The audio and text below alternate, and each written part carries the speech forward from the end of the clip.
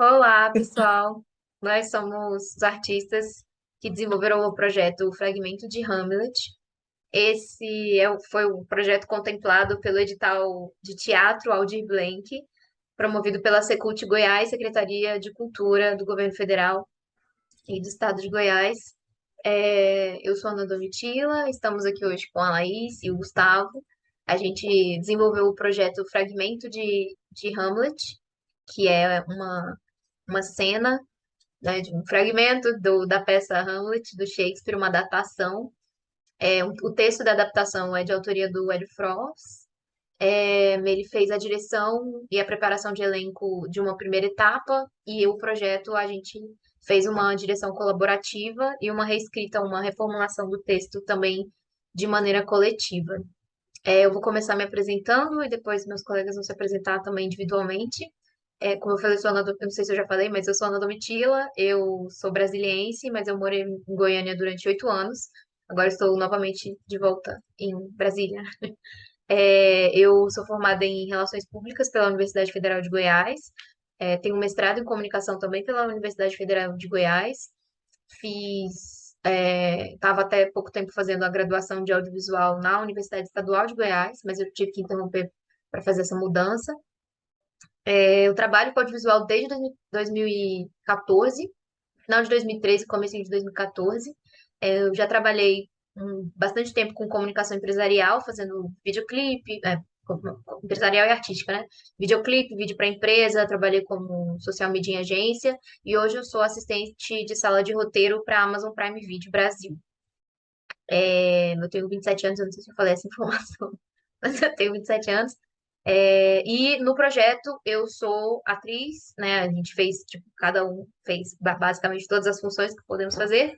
Eu atuei e eu também fiz a cinegrafia e a direção de fotografia do vídeo, né? Apesar de ser uma cena teatral, tem uma linguagem de cinema ali também, de audiovisual, porque a gente optou por fazer uma cena gravada. Olá, pessoal. Então, eu sou o Gustavo, tenho 24 anos. Eu faço o personagem do Hamlet, né, nesse projeto. Eu eu moro em Goiânia desde 2016, já tenho aí 6 anos, e eu cursei teatro também no Basileu França, desde a formação inicial, e depois eu integrei o Corpo Cênico Basileu França, que é um grupo de pesquisa.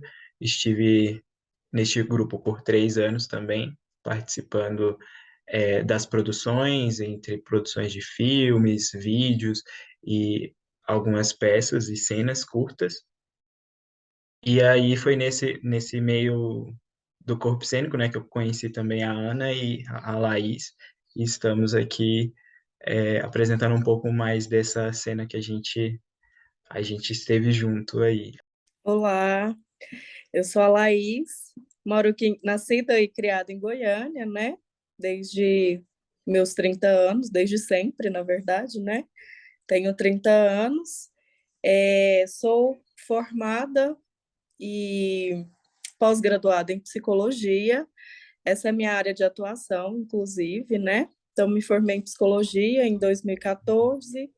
Fiz uma pós-graduação em psicodrama em 2015 a 2016, 2017.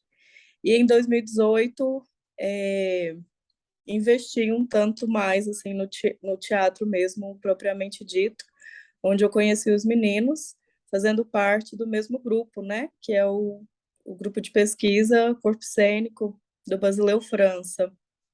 É, Na peça, eu sou um coveiro também, e também responsável pela arte da produção.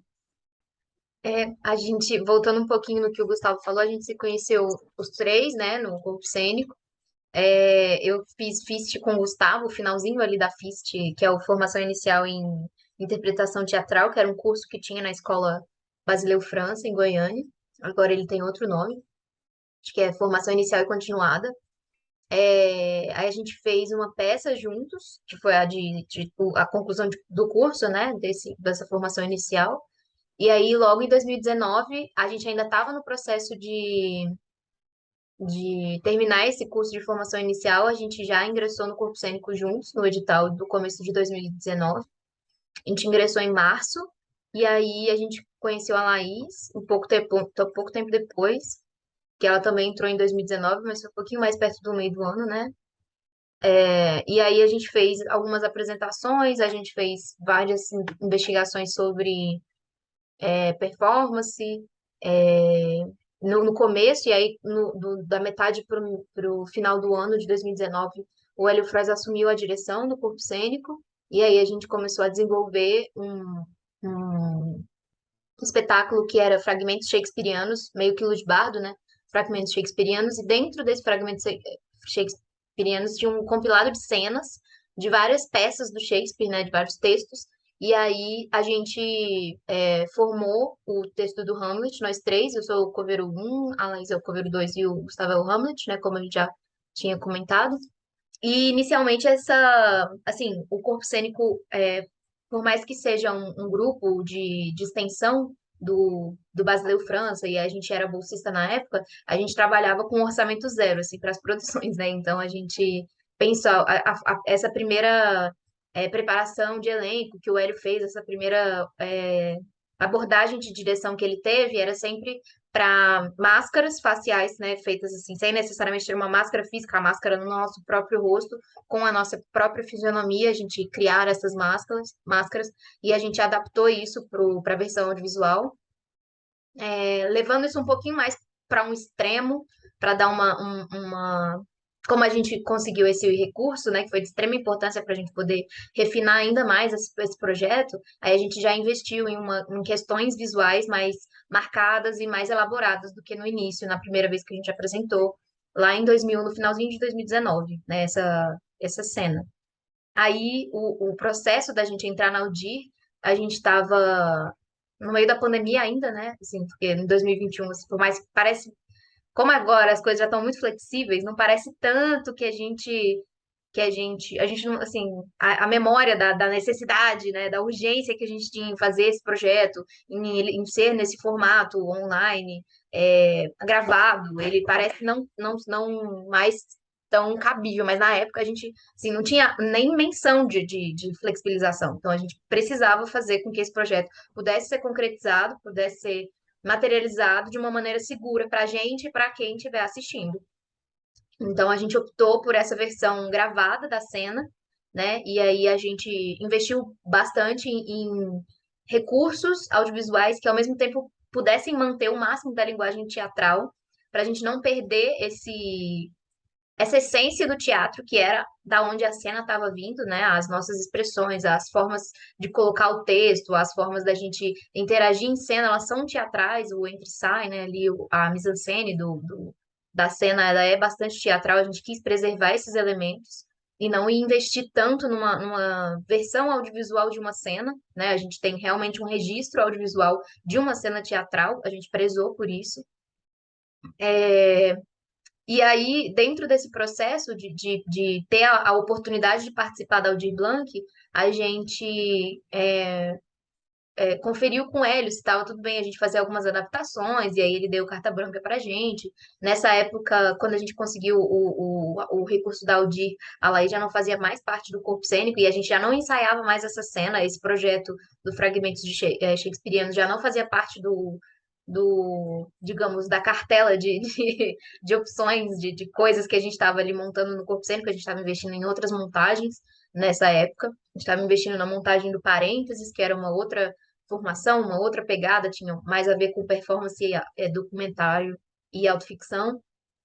E aí a gente decidiu resgatar esse projeto, porque ele é um projeto muito divertido, e ao mesmo tempo muito importante de a gente fazer, porque a nossa abordagem para a temática da saúde mental, principalmente, sim, olhando para trás na época da pandemia, ter esse escape, né, através da arte, de a gente poder refletir, de a gente poder olhar para as questões de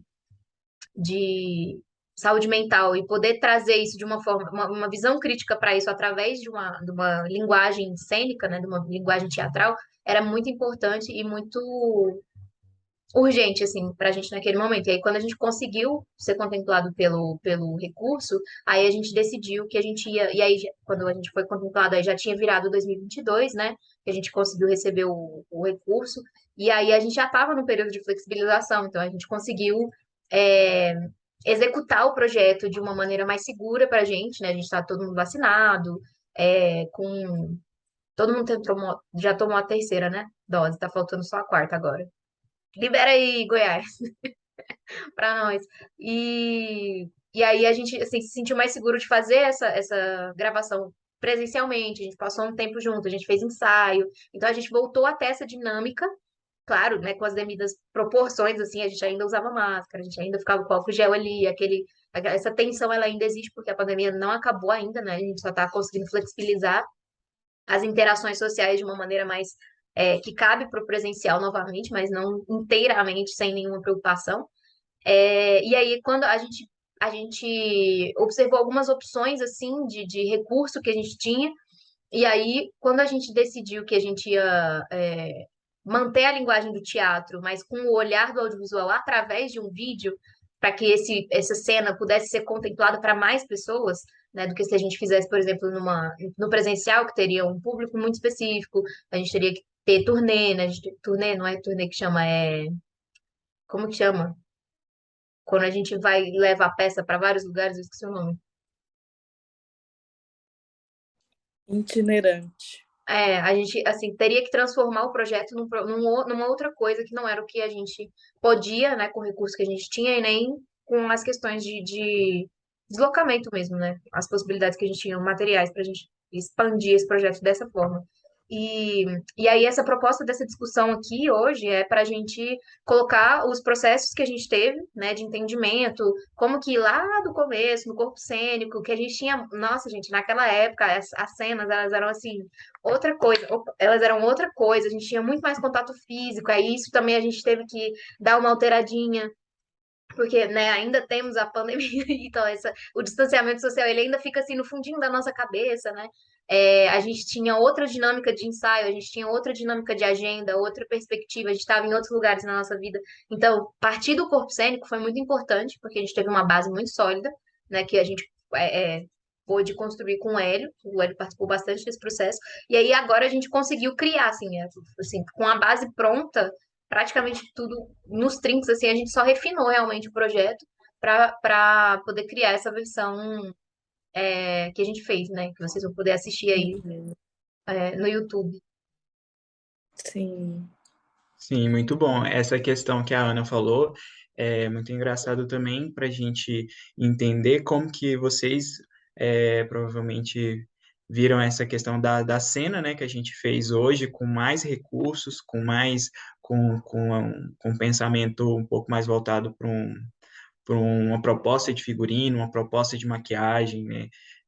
Enquanto a primeira versão que a gente apresentava antes era uma versão já com baixos recursos, né? Que também tinha outra maneira de tentar explorar também o corpo, por exemplo. A gente apresentava muito mais voltado para uma expressão corporal. Então era só a gente de preto mesmo, de roupa de ensaio, muitas vezes as pás mesmo que as meninas usavam para o personagem do coveiro era um cabo, né, de vassoura. Então, assim, hoje o novo jeito que a gente achou de entregar essa cena, a nova adaptação que a gente criou, né?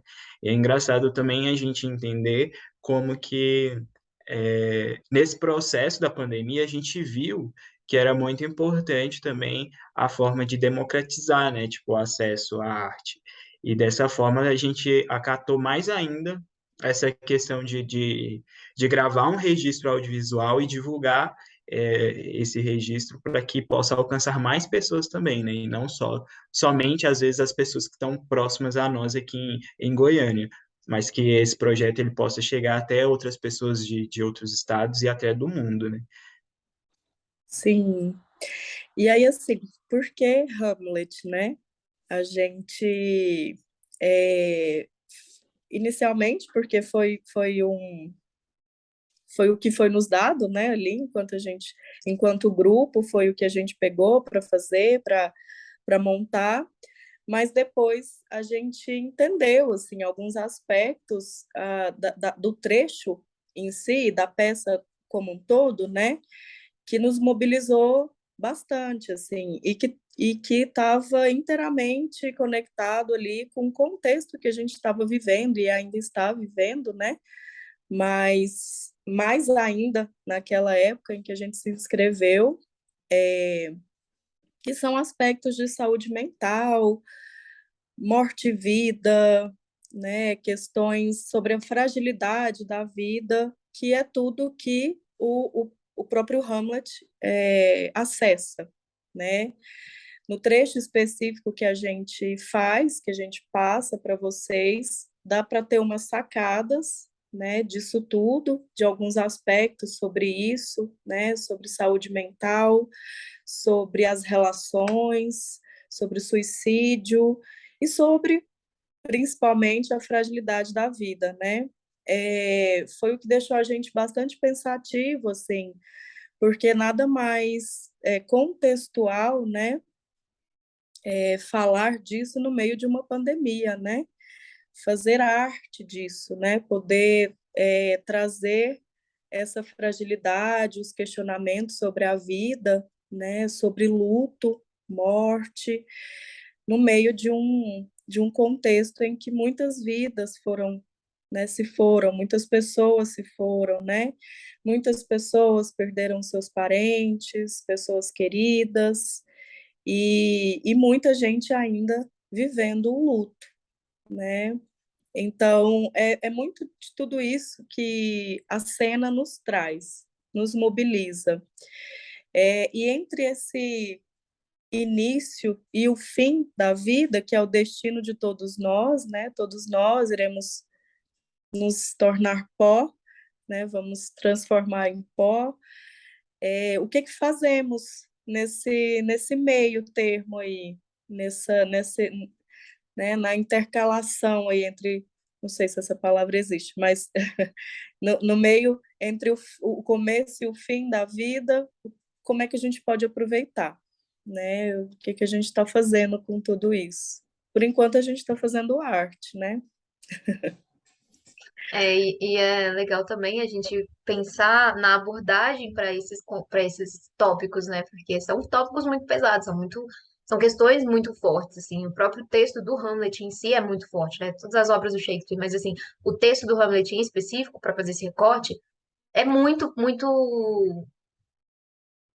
pesaroso, assim. É uma história muito triste, né? Não é à toa que é uma tragédia, né?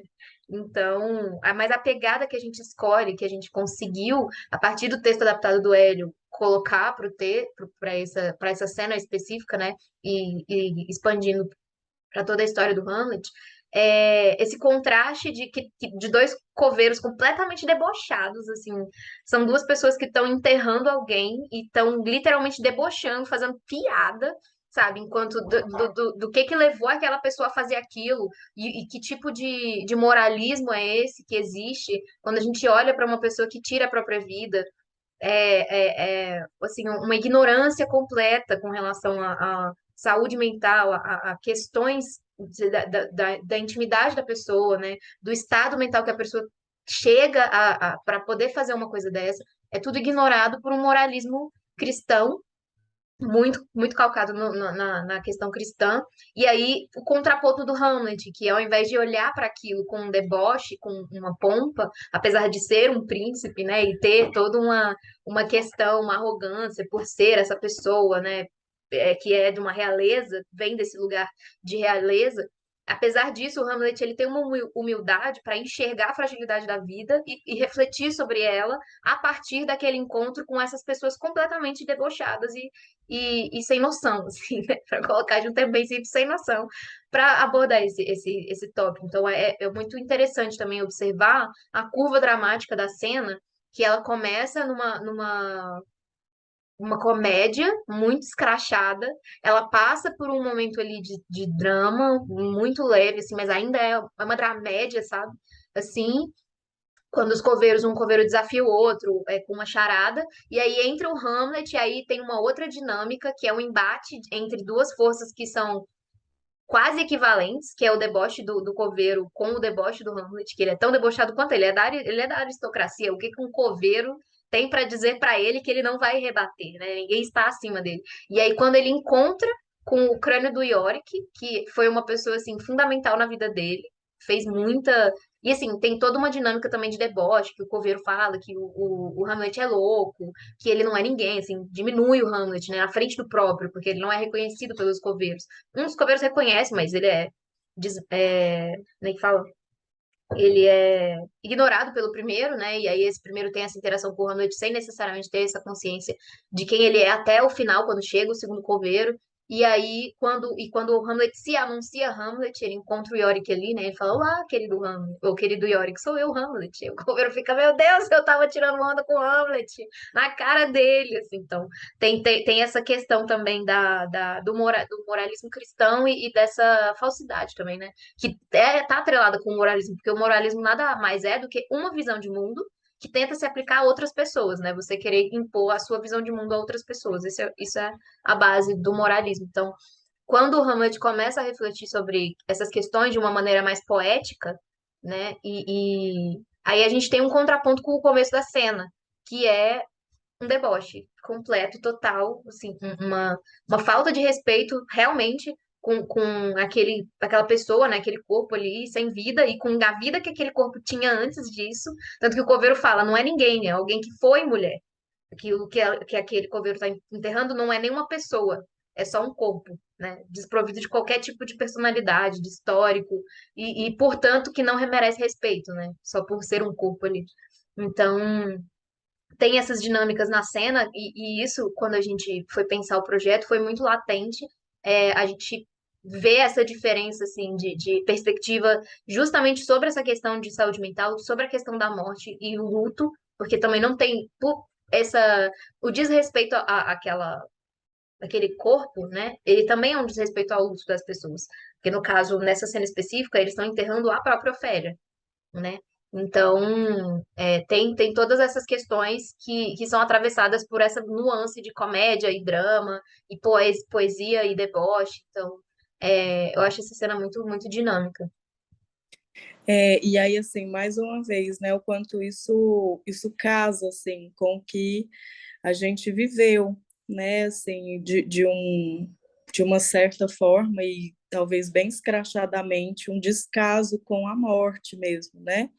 O descaso com as pessoas que se partiam, como se essas pessoas não tivessem famílias, como se essas pessoas não fossem o amor de alguém, né? Então, mais uma vez, né, esse deboche, a gente vivendo mais uma vez um deboche, né, com a morte, com a vida e com a morte, né?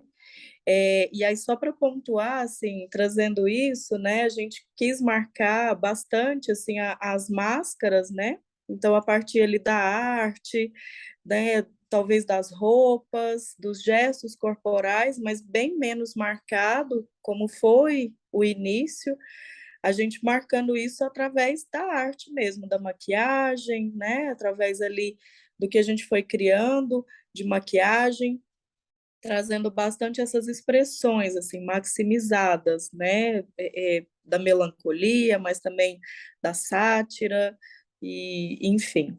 Esse ponto que a Ana falou, assim, acredito da trajetória da cena, é interessante de se ver mesmo, sabe? Porque a gente começa essa comicidade bem forte, né? A gente utiliza da comicidade até para uma maneira de ser mais acessível também, acho que para as pessoas chegarem a ter aquele engajamento, acho que com a narrativa.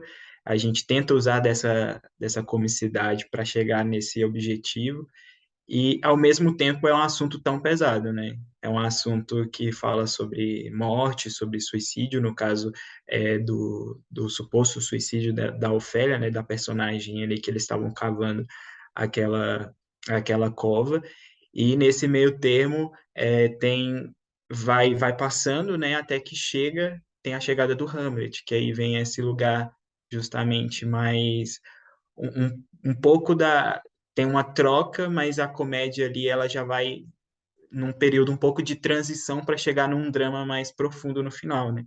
que é esse lugar que o Hamlet começa em que encontra, né, essa caveira do Yorick e começa a fazer esse lugar de pensar na vida, pensar na morte, pensar é, que até o Alexandre o Grande, né, ele morreu, ele virou pó, ele foi para a terra, né, que César Augusto também é outro nome que a gente traz também no texto, comparado a um pó que foi temido tanto pelo mundo.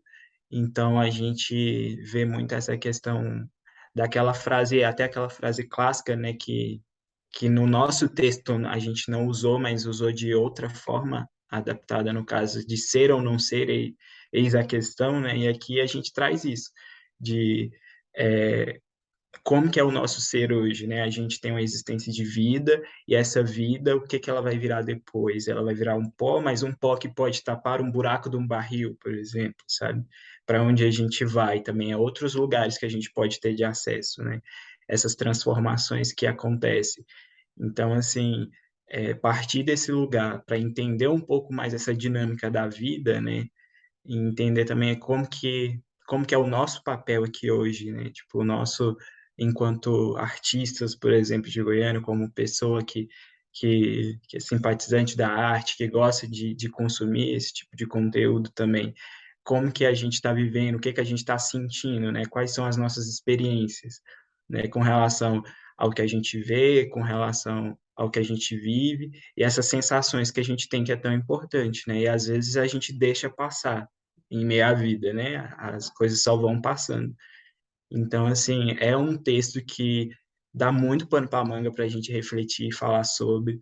É um texto realmente que é muito atemporal. A gente vive hoje várias questões, inclusive da pandemia, né? Como a Laís bem trouxe bastante sobre isso, essa questão que a gente vive hoje, né? Tipo, poucos tempos atrás a gente estava naquele momento, né? Tipo, de ver muitas mortes acontecendo e às vezes a gente até não perceber mais tanto, né? Meio que cair no senso comum. Então, assim, trazer realmente de volta essa discussão um pouco da morte, um pouco da vida, né? E o nosso papel aqui. Acho que é muito importante. E assim, voltando o que a Laís estava falando do figurino da maquiagem, Aham. quando a gente começou a pensar, né, assim, com recurso, a gente pensou, gente, dá para fazer mais coisa, né? Sim. O que que não faz, tipo, o recurso faz muita diferença na hora que a gente pensa uma produção, né? E mesmo assim a gente ainda precisava eh, de alguns limites, né? Aí a gente conseguiu um figurino, a gente pensou numa paleta a gente tinha uma proposta de gravar à noite, porque a gente queria que o ambiente, né, como que diz, o tom da cena fosse mais escuro, mais pesado, mais melancólico, mais duro. Então a gente optou por fazer uma cena à noite. A gente usou iluminação, a gente usou os carros para iluminar, então a gente colocou a iluminação assim lateral é, e a câmera frontal, né, para pegar a cena ali mesmo, no formato de palco tradicional, assim, ocidental, né?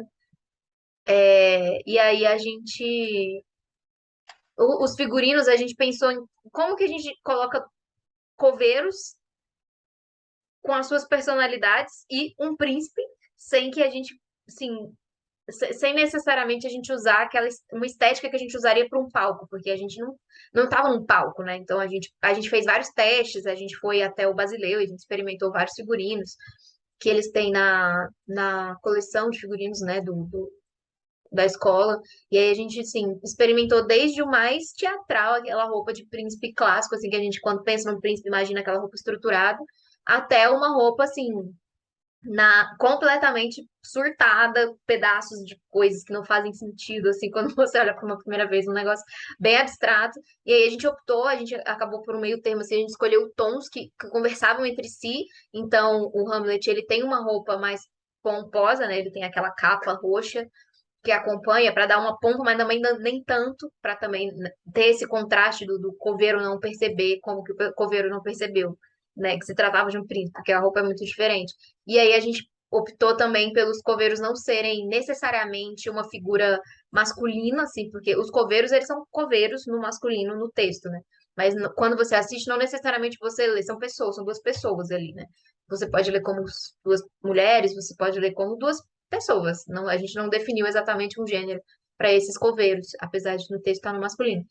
E aí, quando a gente a gente definiu tons mais escuros, né, de cinza, e com umas roupinhas assim, né, um chapéu, a gente pensou em chapéus para dar um tom cômico também, porque a gente precisava equilibrar, né? Nem tão sério, nem tão cômico, porque a própria cena ela transita entre os dois espaços. Então, tanto o Hamlet quanto os coveiros, eles precisavam ter elementos dos dois lados. E aí, quando a gente pensou nas maquiagens, aí a Laís trouxe várias referências, assim, de maquiagem de palhaço. E aí a gente teve desde as mais refinadas até umas mais grotescas. A gente colocou elementos também do expressionismo alemão, para pensar nessa ideia dessa estética dura, dessa estética assim, com pouco refinamento na maquiagem, pouco refinamento em nada de esfumado, assim, coisas bem para um lado mais do grotesco, mas ao mesmo tempo tem uma estética, assim, uma beleza, se a gente for levar por um conceito assim mais filosófico, né? Tem uma beleza ali também dentro dessa estética grotesca. E aí a gente optou por fazer uma base de pancake. E aí esse pancake ele é mais pesado nos coveiros e menos pesado no Hamlet, porque justamente os coveiros eles são esses elementos cômicos dentro dessa dramaturgia. E o Hamlet ele já tem essa pegada mais dramática mesmo, é um personagem mais poético. Então a gente fez essa distinção entre os personagens mais caricatos e o personagem que estaria um pouquinho mais próximo de um realismo É ou de um um pouco mais naturalista. naturalismo. É. É, mas um pouco, mas nem tanto, assim, porque mesmo assim a maquiagem ainda é mais Uhum. pesada, né? Ainda tá naquele universo, né? Conversa, apesar de estão praticamente em dois extremos, né? Mas eles ainda conversam entre si. A gente demorou para chegar nessa estética, foi bem difícil. A gente ficou muitos meses planejando essa gravação, tanto porque a gente, né, desde o momento que a gente concebeu o projeto, até inscrever, aguardar todo o processo de tramitação para ser aprovado, pagamento, a gente fazer todos os trâmites de produção, porque querendo ou não, é uma produção audiovisual, né? Porque a gente gravou, então a gente precisava pensar em deslocamento, horário, local, quantas vezes a gente tinha que ensaiar, e aí nesse meio tempo veio mais ondas de Covid, pessoas doentes, entendeu? Então, assim, Captação de som. a captação de som, que também a gente teve um maior trabalho, então, que a gente não teria esse tipo de preocupação se a gente fosse fazer ela num palco de teatro, né, só ali, naquele momento. A gente não necessariamente precisaria pensar nessas coisas. Então, demorou muito tempo, acho que deve ter sido uns 3, 4 meses, né? Desde a concepção até a execução, assim. Então, a gente discutiu bastante sobre esses conceitos, a gente discutiu bastante sobre o figurino, a gente discutiu bastante sobre os objetos de cena. A gente pensou se a gente vai elaborar mais, porque, como o Gustavo falou, a gente no começo usava uns como que chama? Cabo de vassoura. Uns cabos de vassoura quebrado, que tava lá na sala de ensaio que a gente usava para fazer os jogos cênicos, né? Os exercícios cênicos ali em sala. A gente usou eles para fazer de pá. E aí a gente decidiu que não, a gente precisava de um elemento mais naturalista. Então a gente realmente trouxe o elemento da pá, a gente realmente cava o chão, né? Para dar essas sensações que a gente não poderia ter. A gente explorou o que a gente não poderia explorar necessariamente se a gente estivesse em cima de um palco. Porque a gente vai levar a terra para o palco. Tem teatro que não Sim. aceita, né? Tem uma parte da cena que fala de água. A gente levaria água, não levaria? Acabou que a gente não necessariamente tem, assim, a água, como no texto, ela é uma ideia, né? Especificamente esse elemento cênico a gente não usou porque a gente não sentiu tanta necessidade, assim, era muito mais uma reflexão, assim, uma digressão. Um exemplo, né, que o Coveiro usa para o outro para provar o ponto dele. E aí, nas próprias roupas também, a gente também tentou aproximar, né? Achar esse meio termo entre um naturalismo e uma coisa mais grotesca.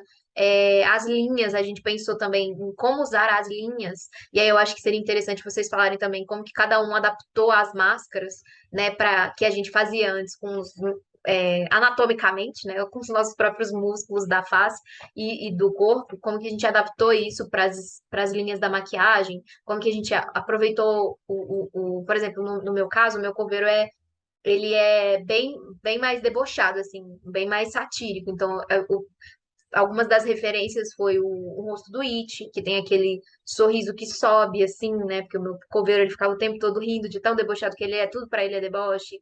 É, tinha uma questão também com o olhar, como que a gente destaca o olhar, porque apesar da gente estar falando sobre uma máscara, a gente ainda tem que, né, como a gente monta essa máscara de forma que a gente não perca as nossas expressões, porque às vezes a gente podia cair nesse lugar também, né?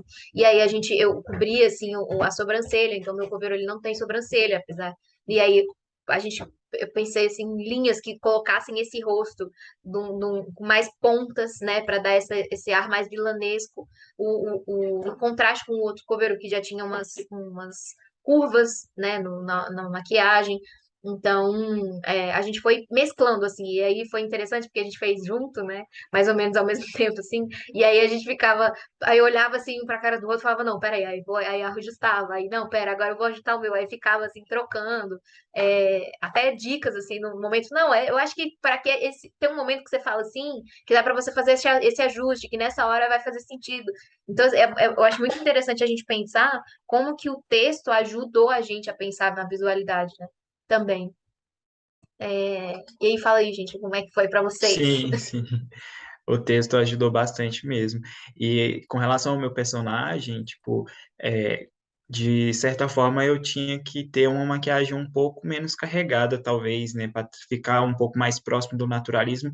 É um pouco também resquício da primeira apresentação que a gente fez, que o meu personagem ele era mais naturalista, enquanto os coveiros eles tinham essas personalidades mais marcadas, né, tipo, para explorar essa comicidade. E aí a gente trouxe isso um pouco também para essa versão, essa nova versão, e assim eu consegui explorar de certa forma um pouco mais o contorno do meu rosto com pancake, em vez de ter muita parte com a parte mais escura, né? Os traços escuros, os traços pretos, eu usei só um pouco ao redor dos olhos, assim, mas bem tipo assim, não é igual os coveiros usavam, né? Tipo, bem marcada a sobrancelha, uma boca bem marcada. E no meu caso foi um pouco mais do pancake mesmo, para dar esse um pouco dessa diferenciada, né? E eu acho engraçado também, porque no começo a nossa primeira ideia para essa segunda versão, por exemplo, das pás, era de usar talvez as pazinhas pequenas de jardinagem, né? Para talvez ter um pouco mais de comicidade nesse lugar e ter essa troca. Mas aí ao longo do processo a gente escolheu realmente essas pás maiores que dava para a gente explorar realmente ir lá e cavar a terra, né? Mas, assim, esse processo que a gente caminhou, né, de discussão e de entender, assim, aonde a gente queria chegar, até chegar a esse resultado final, ele às vezes passa por isso, né? Tipo, a gente fala, ah, vamos fazer assim, mas aí às vezes a gente vai mudando ao longo do tempo, algumas coisas até chegar nesse resultado. Por exemplo, o meu personagem, o meu figurino, às vezes ele poderia ser um pouco, tipo, sem a capa, por exemplo. Foi algo que a gente pensou, né? Talvez para ficar um pouco mais, é, não tão assim, na cara, que poderia ser um pouco uma pessoa assim da realeza, né? Um pouco uma pessoa que já é diferente da realidade dos coveiros. Só que, ao mesmo tempo, a gente também entendeu que era interessante também ter essa capa para que pudesse passar para o público já um pouco da relação, né, de quem era aquele personagem. E, ao mesmo tempo, a gente entende também que a realeza poderia ser outra pessoa da realeza, né? Tipo, não necessariamente o Hamlet, né? Então, a gente escolheu, às vezes, por continuar com a capa, né? Aquela capa que já traz muito para o personagem, e um pouco dessa maquiagem, né? Um pouco mais. Ah, é importante também dizer, tipo, desculpa, Raiz, mas Não assim, pode dizer. o Yorick, né, a caveira, foi nossa antiga professora no corpo cênico, a Vanessa, né, que ela fez o Yorick pra gente naquela época, e a gente ainda resgatou ele também novamente, que ele persiste em nós há tanto tempo, já é nosso mascote mesmo da apresentação. E ele foi feito e a gente trouxe ele novamente agora para representar o Yorick e para trazer essa caveira, né? Que é esse Yorick que a gente coloca lá e que o Hamlet encontra ele. Então, esse processo de produção, a gente já tinha pronto essa caveira, né? Uhum. É interessante, assim, porque a gente tem alguns marcadores reais, assim, né? E o Yorick, a caveira, é uma delas, né? As pás, né? Mas de resto, a gente contou muito com o cenário, né? Então, com o cenário. Tô aqui? Sumi, voltei. Então, assim, um cenário que já nos proporcionou muita coisa, assim, o próprio cenário, né, ali, a escuridão, a árvore, que já foi compondo ali a cena, e esses marcadores, as pás, né, a caveira e os figurinos, como disse a Ana, né, o figurino, a estética ali das máscaras e das maquiagens, a criação da minha máscara, né, e do meu figurino era contrário ao personagem da Ana, né, que era mais da sátira, o meu já era bem mais da melancolia, aquele personagem mais bobão, mais desligado, né, desatento, meio que voando, assim, né, meio que ainda sem saber muito aonde está. E aí eu trabalho isso muito na máscara, através das curvas, né? Então, curvas que puxassem para baixo, inclusive, né? Então, traços que puxassem para baixo, assim como a boca, enquanto a boca da Ana subia, né? E ficava bem marcado uma coisa vilanesca, de um vilão, né? De uma raiva, assim, o meu já era. Então, pessoal, eu acho que a nossa proposta era essa, falar um pouco do nosso processo, falar um pouco dessas reflexões que a gente teve, que a gente pensou também, que a gente teve. Tem o objetivo, né, de suscitar para vocês que assistiram também a cena que a gente gravou. E assim a gente se despede agora e peço que compartilhem, né, a cena, assistam novamente e acompanhem assim novas produções que a gente vier a fazer ou novas apresentações que possam vir futuramente.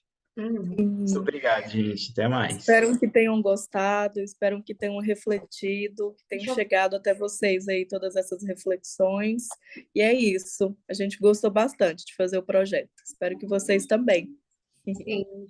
A gente também fica aberto, caso vocês queiram conversar com a gente em outros momentos nos nossos perfis pessoais do Instagram, por exemplo. O meu é @domílio, vou colocar na tela em algum lugar aqui para vocês conseguirem acessar. Tem o da Laís, tem o arroba do Gustavo, a gente vai colocar aqui na tela para vocês verem certinho. Não esquece de curtir o vídeo, por favor. Compartilhar com as Isso. pessoas. E assim, mostrar também essa parte da discussão, né? Não só a cena, como também essa discussão. A gente convida vocês a continuarem com essas discussões nos espaços pessoais de vocês.